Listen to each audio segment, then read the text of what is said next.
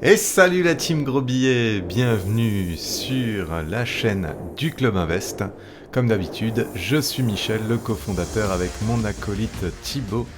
On a fondé le Club Invest il y a maintenant 2 ans et on est super content du résultat. Voilà, pour vous faire un petit rappel, au Club Invest, qu'est-ce qu'on fait?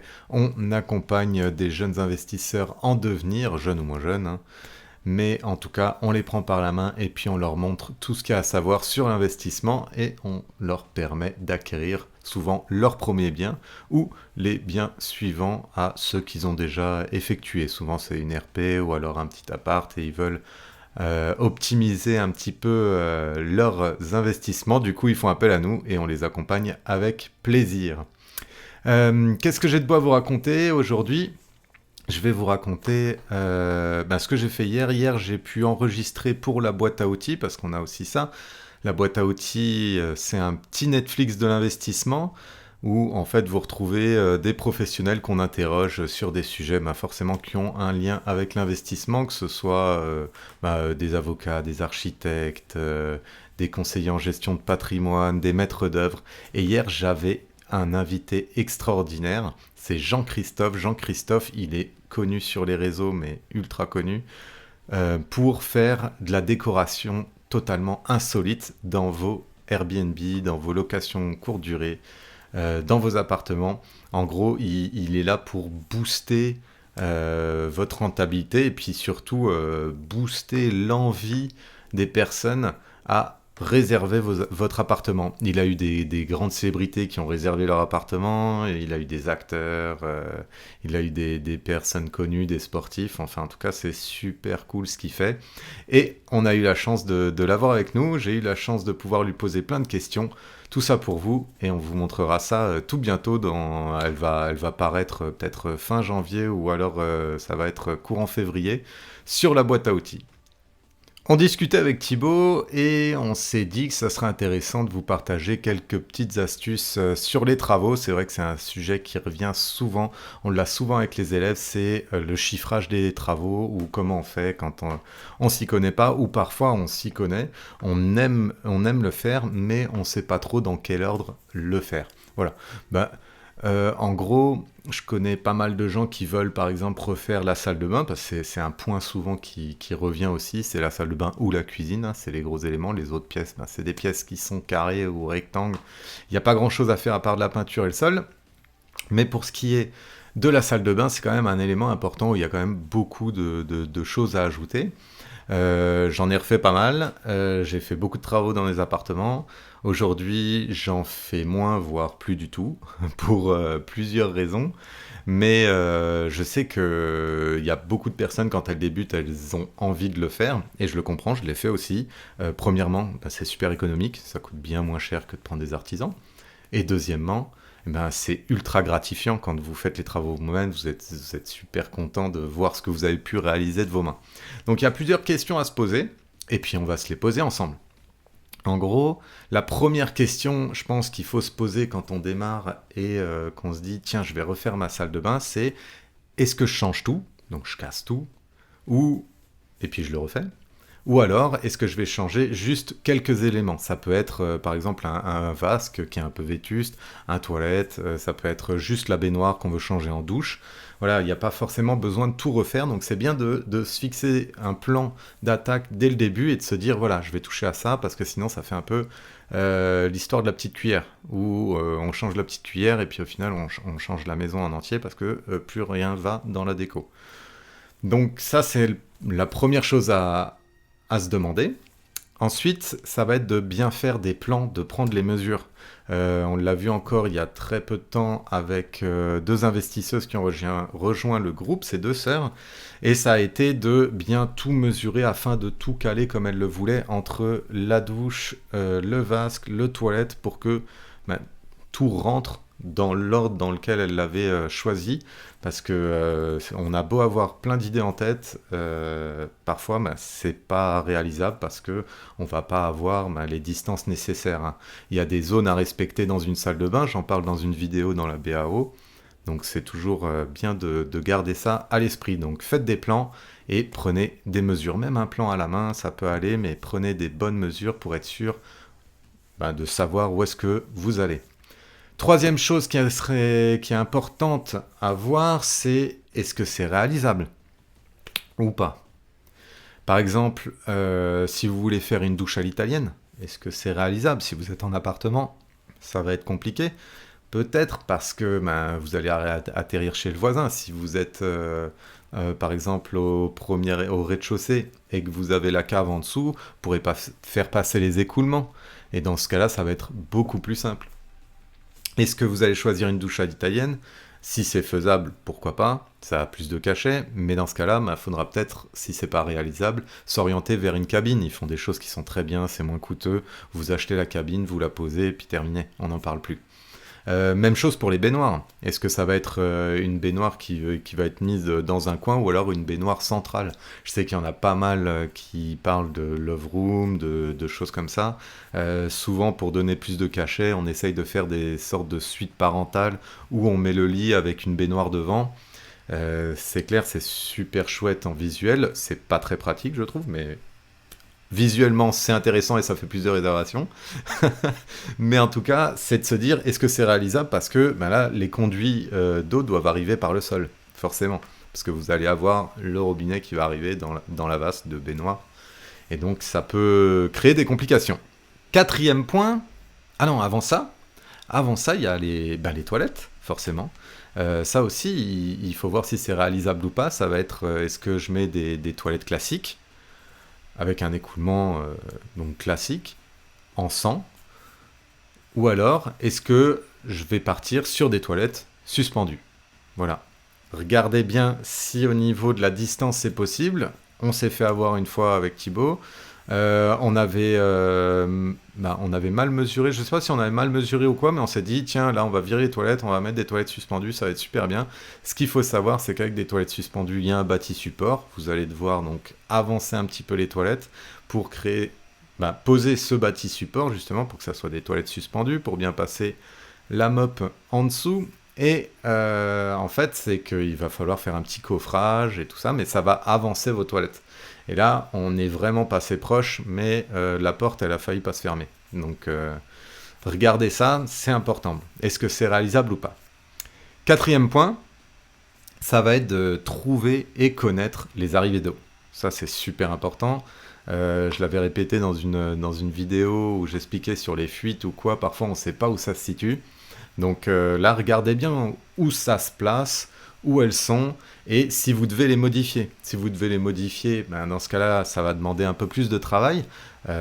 Essayez de vous renseigner, essayez de trouver les bons matériaux qui s'y portent. Par exemple, si vous voulez utiliser du multicouche, utilisez du multicouche, vous pouvez utiliser du PER, ça se fait très bien.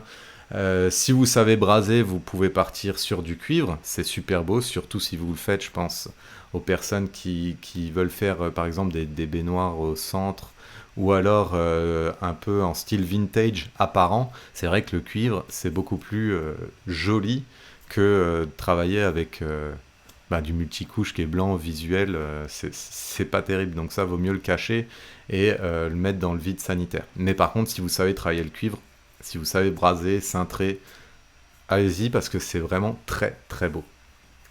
Cinquième point, ça va être l'arrivée d'air, forcément. Ça, faut y penser, c'est un gros souci dans les salles de bain, hein. Forcément, c'est une pièce humide. Donc, pour éviter la moisissure, il faut avoir des bonnes arrivées d'air. Si vous n'en avez pas, dans ce cas-là, il va falloir passer par l'installation d'une VMC. Sinon, ça va être d'avoir une fenêtre, soit de mettre des évents au-dessus, soit alors de bien expliquer qu'il faut aérer cette pièce le plus possible, parce que sinon vous allez avoir de la création de moisissures, bien évidemment. Sixième point qu'on pourrait voir, ça va être tout ce qui va être les vasques. C'est important, c'est quand même un des éléments principaux où on va encore plus que la douche, parce qu'on va souvent, il y a qu'un lavabo, ça va être celui-là, pour se laver les mains, ou faire sa petite toilette. Mais en tout cas, le vasque, c'est assez important. Ce qu'il faut savoir, c'est est-ce qu'il va être posé ou est-ce qu'il va être juste encastré. enfin, juste poser ou alors encastrer. Tout est faisable, en fait, hein. Vous pouvez adapter le plan de travail comme vous voulez. Ça reste en gros un récipient. Vous prenez n'importe quoi comme récipient. J'ai vu des vieilles... c'était des vieux, pas des paniers, mais des vieux bols qui étaient mis à la place comme, et qui servaient comme vasque, et ça donnait un cachet extraordinaire. C'était vraiment, vous pouvez prendre n'importe quoi. La seule chose à laquelle il faut faire attention, c'est vos écoulements. De bien fixer vos écoulements pour pas que ça fuit, et puis que ça tienne la route. À savoir que pour un écoulement dévié, ça peut être du 32 ou alors du 40. Voilà. Pour les toilettes, ça va être du 100. On va dire 32 ou 40 pour évier. Bah, logiquement, 32, c'est plus pour tout ce qui est machine à laver, lave-vaisselle. Donc si vous avez du 40, prenez du 40. Et sinon pour la douche, là ça va être tout le temps du 40. Là c'est sûr. On part pas plus petit parce que sinon bah, vous allez avoir des problèmes d'écoulement et ça peut être plus délicat. Septième point, ça sera l'eau chaude. On n'y pense pas souvent, mais c'est marrant. Mais c'est vrai que ce point, on me pose jamais la question en me disant voilà on refait la salle de bain, tout ça, mais comment est-ce qu'on va créer cette eau chaude? Parce qu'elle est déjà en place hein, souvent, mais ça va avoir des incidences sur ce qu'on va choisir souvent comme matériaux, comme par exemple les mitigeurs. On ne peut pas utiliser n'importe quel mitigeur avec par exemple une production instantanée. Mais la question ça va être surtout est-ce qu'on va mettre en place un ballon ou est-ce qu'on a déjà un ballon ou alors est-ce qu'on a une production instantanée? Moi je préconise plus le ballon d'eau chaude afin d'éviter les variations de température. Je vais vous raconter une petite histoire. C'est que j'avais un ami qui m'a dit tiens, j'ai acheté un petit chalet super sympa, c'est à la montagne, c'est perdu et tout ça. Est-ce que tu peux venir m'installer une production d'eau chaude? Donc, moi, je lui ai dit il n'y a pas de problème, je viens et puis on va faire ça un week-end, on va s'amuser. Et puis en même temps, je vais te faire ça, toutes les conduites, te le remettre et puis ça va être super. Sauf qu'on y allait pour que je puisse prendre les mesures, prendre les plans, savoir ce qu'on achète, voir un petit peu avec lui comment on allait faire. Et là, il m'indique que quand on arrive sur place, qu'il n'y a pas d'électricité. Alors là, c'était un gros défi. J'ai dû me dire, tiens, comment je vais faire pour faire démarrer, même si c'est de la production instantanée. Donc le ballon d'eau chaude, on oubliait tout de suite. Parce que production électrique, forcément, il n'y avait pas d'électricité.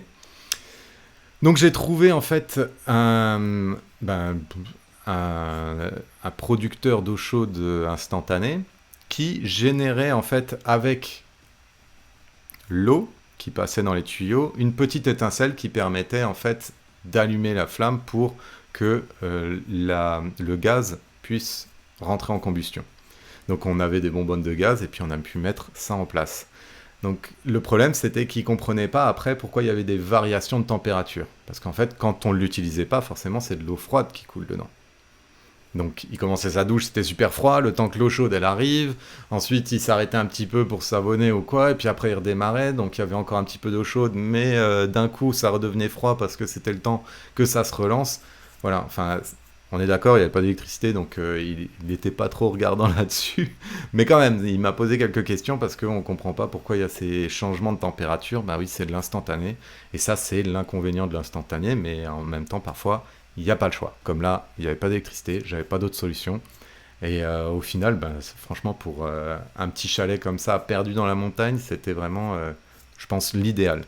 Huitième point, ça va être de vérifier si tout colle dans votre budget. Parce que ça serait franchement con, pour pas dire autre chose, de flinguer votre renta pour une douche à l'italienne, alors qu'en fait, une cabine, elle fait tout à fait le job. Et ça serait bête en fait de vous tirer une balle dans le pied tout simplement.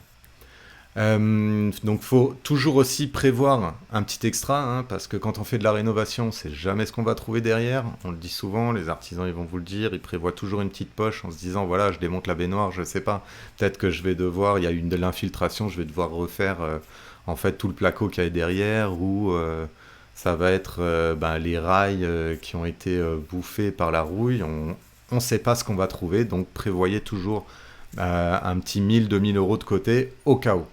Voilà, ça pourrait être intéressant. En moyenne, alors, on va parler tarifs, mais en moyenne, une salle de bain, on peut compter entre 3 et 5 000. Franchement, vous faites des choses qui sont très bien. On part pas dans des trucs extravagants. Mais c'est un budget qui est assez raisonnable et même aujourd'hui, là, avec les devis qu'on voit passer, c'est à peu près ce qui se fait. C'est vrai que si vous le faites vous-même, dans ce cas-là, ça peut couper facilement par deux la note. Ça, c'est vraiment bien. Mais c'est sûr, hein, vous avez des salles de bain, j'en ai vu ou quoi, c'est du 30 000 pour une salle de bain qui fait même pas 7 mètres carrés, quoi. Donc vraiment, ça peut monter très vite. Surtout, en fait, ça va être les matériaux qui coûtent très cher. La main-d'œuvre, ça reste quasi la même, mais les matériaux, ça peut être du simple au double. J'ai vu des robinets à 2 000 € se faire poser, et ils étaient même pas en or, c'était juste une marque italienne, et puis c'est joli. Voilà. Donc c'est un peu, ça résume un petit peu les points auxquels penser lorsque vous refaites votre salle de bain. J'espère que ça a pu vous aider. Si jamais vous avez des questions ou quoi que ce soit, moi j'adore ça. Tout ce qui est plomberie, chauffage, la rénovation, n'hésitez pas, vous pouvez m'écrire directement. Comme d'habitude, vous nous posez vos questions, vous mettez en commentaire ce que vous voulez, vous nous écrivez sur Insta et je me ferai un plaisir de vous répondre. On attaque tout de suite avec le petit extrait de la boîte à outils. Aujourd'hui, on accueille Jérôme. Jérôme, il est chasseur de biens et il va vous expliquer comment trouver la bonne zone et le bon type d'investissement quand on démarre. Voilà. Allez, on se retrouve tout de suite après. L'e-box, j'avais interviewé d'ailleurs le fondateur. C'était très intéressant et j'ai d'ailleurs fait un tuto YouTube. Voilà, le but du jeu, c'était pas de vous expliquer comment fonctionne cette plateforme. J'ai un tuto YouTube si vous voulez, vous en retrouverez plein d'autres. Mais bref, c'est une plateforme qui est pas mal. Moi, j'aime bien pour justement démarrer une recherche de zéro, trouver son secteur de recherche. Je trouve que c'est assez intéressant pour trouver des villes à potentiel finalement. Vraiment, on imagine que vous partez d'une page blanche, hein. Donc, en fait, on va partir sur voilà, là-dessus, sur une recherche. Alors, non, ça, c'est des projets que j'ai préenregistrés. Mon secteur, si je fais ça, secteur enregistré 22, 35, 53. Ça, c'est des. Moi, j'habite à Rennes, donc c'est les départements qui sont limitrophes sur lesquels il y a de la renta. Et donc, en fait, là-dessus, vous pouvez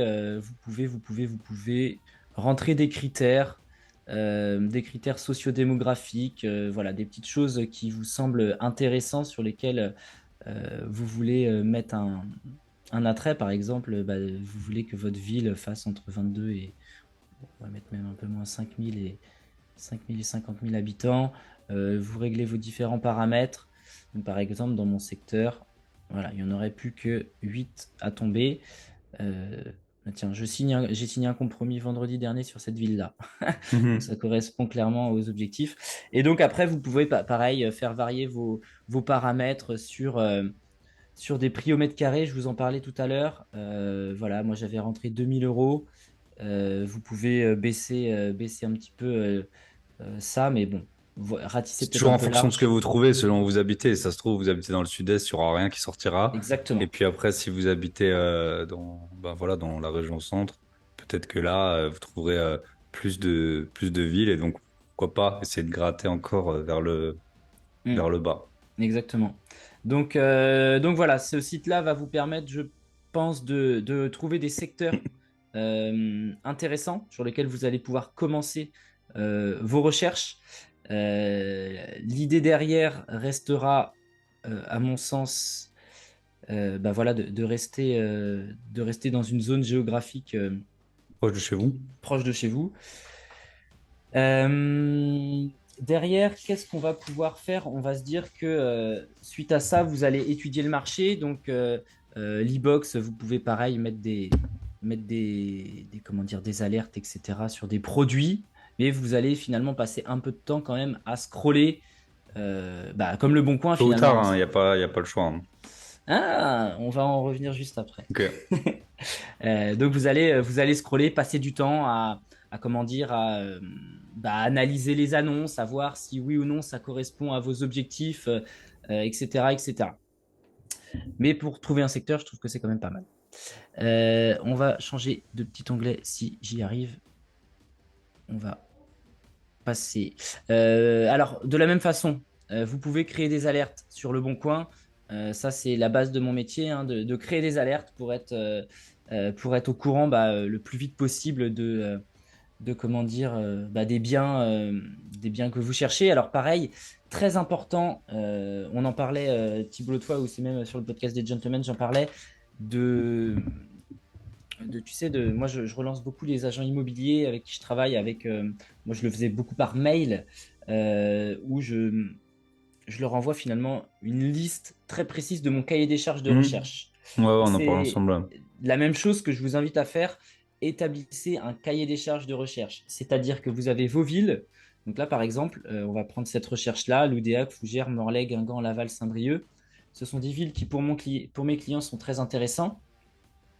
Donc, vous avez votre listing de villes et vous avez un budget. Voilà. Donc, enfin voilà, une recherche assez bateau, mais néanmoins, moi, ça me permet, je sais que dans ces budgets-là inférieurs à ça, je suis sur des produits qui sont intéressants en termes de chiffres.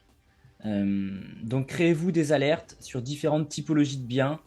Là, en l'occurrence, c'est des recherches clients pour voilà, des petits produits finalement, Hmm. des produits assez liquides, donc qui vont partir très vite. Il faut savoir aussi que un bien en dessous de 100 000 Pas euros, on va cher, dire, ça part vite. ça part très vite parce que ça s'adresse à beaucoup de personnes. Donc voilà, créez-vous des alertes. Par exemple, là, j'ai une autre alerte sur des immeubles. Voilà, ça permet d'être assez réactif. Donc moi, j'utilise beaucoup Le Bon Coin. C'est pas très révolutionnaire, mais voilà. L'e-box, étonnamment, je l'utilise pas en mode alerte. Je l'utilise pas du tout d'ailleurs.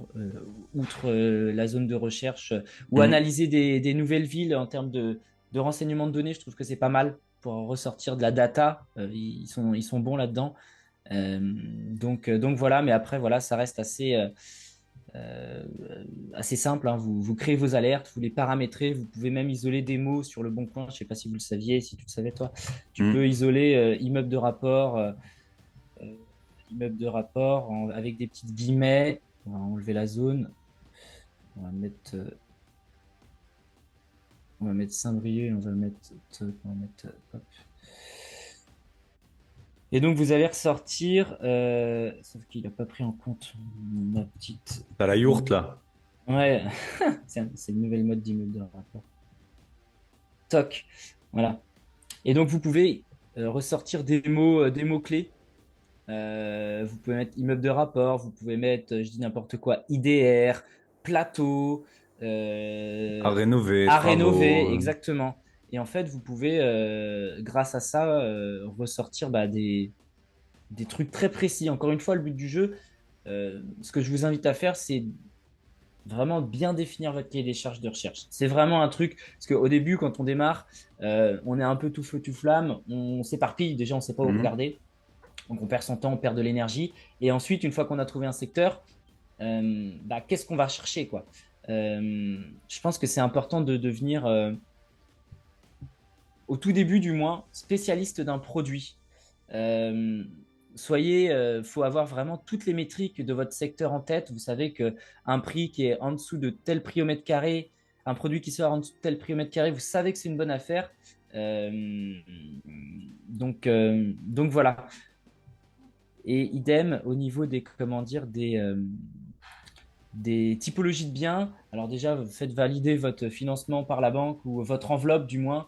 En fonction de vos revenus, vous pouvez également aller sur ses meilleurs taux, si je dis pas de bêtises, Hmm. hein. Ouais, sur Euh, meilleur taux, tu peux voir ta capacité de. Meilleurs taux, faites votre capacité d'emprunt, c'est hyper important. Ça va éviter, pareil, de perdre du temps et de faire perdre du temps parce qu'il n'y a rien de pire pour un professionnel de l'IMO que de perdre son temps. Capacité d'emprunt, vous voyez, votre couple gagne 4 000 € de revenus. Vous avez, peu importe, 30 ans. Vous n'avez pas de revenus locatifs, vous avez juste un loyer en face. Je ne sais même pas si on peut le faire. Bon, on va faire ça. Voilà, vous pouvez emprunter aujourd'hui 222 000. Hmm. Donc pareil, en fonction de votre capacité d'emprunt, sur votre secteur, vous allez voir quel type de bien va s'adresser à vous. Est-ce que vous habitez dans une zone où c'est très cher? Du coup, vous allez peut-être taper juste un T2. Est-ce que si vous habitez sur une zone où un prix au mètre carré va être, comment dire, inférieur, vous allez pouvoir choper de l'immeuble, etc., etc. Donc bien important également de bien évaluer ça. Et déjà de retour ensemble. Écoutez, c'était super intéressant. Si vous voulez la vidéo en entier, comme d'habitude, n'hésitez pas à vous inscrire à la boîte à outils. Vous allez sur grosbillet.com directement. Vous l'aurez avec les liens de Thibaut. Sinon, vous allez sur boîteabillets.com. Toujours billet avec un S parce qu'on en fait plusieurs. Et puis, vous pourrez directement vous inscrire et voir toutes les vidéos qu'il y a déjà eu, ainsi que celles qui vont venir. On en poste une nouvelle toutes les 2 semaines avec un professionnel qui va vous apprendre de plus en plus. Je le dis souvent, je vous remercie déjà de vous former avec nos vidéos, avec les podcasts de Thibaut, avec tout ce qu'on fait pour essayer de vous donner le plus de tips possible. Et puis voilà, si vous voulez soutenir tous nos projets, n'hésitez pas à vous inscrire. Vraiment, on a fait encore un épisode avec un banquier et il vous montre tout son propre dossier bancaire, son dossier bancaire privé. Rien que ça vaut le prix de l'abonnement. Et vous avez toutes les autres vidéos également. N'hésitez pas, si jamais vous avez des questions, vous pouvez nous contacter, que ce soit sur Twitter, sur Insta, via Thibaut, sur Bye Bye Patron, sur notre adresse mail. Enfin, n'hésitez pas, on est là, on est dispo et je pense que les personnes qui nous ont contactés, elles sont toujours ravies d'avoir de nos réponses. Je vous dis à dans 2 semaines et puis faites des gros billets. Bye.